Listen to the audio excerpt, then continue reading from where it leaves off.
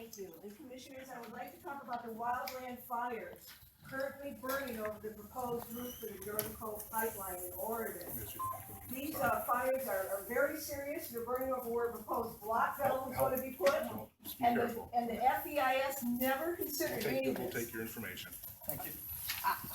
I have information from our county commissioners concerned over this. Please exit. The wildland fires could be a threat to the firefighters in our area. And you have not responded to any of the concerns addressed. None of it was in the EIS. You have to at least put it in the FEIS. Good morning,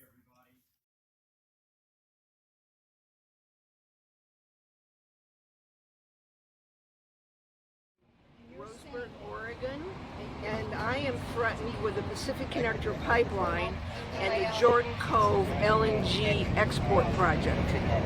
All proposed that by FERC is getting ready to permit this.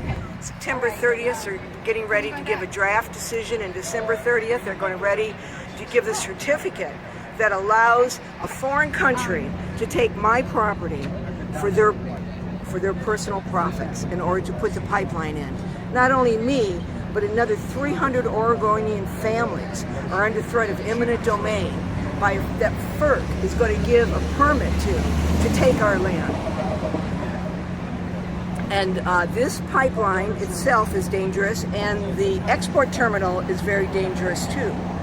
For instance, the pipeline goes through a rural area, and because it goes through a rural area, they get to cut safety corners and save lots of money on our safety. They get to have thinner pipes, higher pressure, and a whole slew of others cost-saving measures, in spite of the fact that it also goes through an area of frequent natural wildland fires. Fires burn regularly in southern Oregon. It's a way of life for us every summer. And this pipeline goes right through the area that burns most frequently. As a matter of fact, this summer, unless they've just put it out, but this summer, right now, there is a fire going over about 17 miles of the proposed route of the pipeline, of the Pacific Connector pipeline. It's burning in the Stouts Creek fire.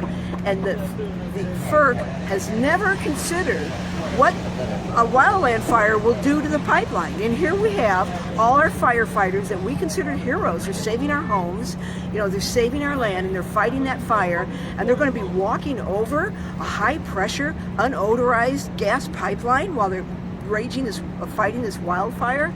That doesn't make sense that FERC never considered those impacts when they really should have considered all environmental impacts, including the safety of our firefighters. So I am in Washington, D.C. I came all the way from Oregon to Washington, D.C., and I attended the FERC meeting, the last meeting they're going to have before they give the final approval of this pipeline. And I would hope to convey to them the error that they made, that they didn't consider wildland fire impacts.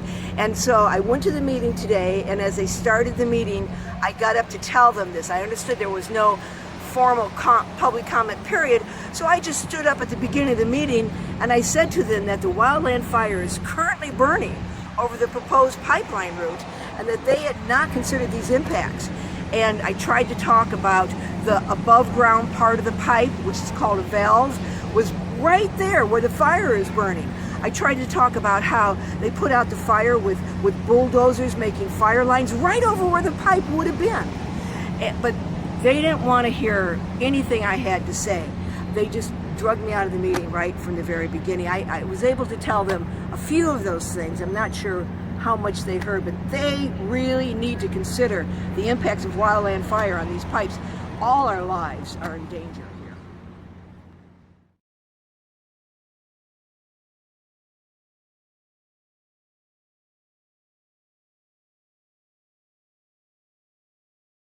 That destroy our drinking water, that make our children sick. I am one of dozens of people currently refusing to eat for 3 weeks outside of your agency because you will not stop issuing these permits. And you are destroying our communities, and you're perpetuating catastrophic climate change, and we feel sick and we feel weak, but our hunger is no worse than what you're already doing to us.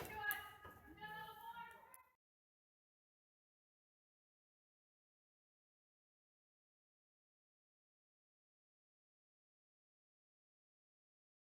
they were talking about emergency preparedness, and they specifically started talking about wildfire preparedness.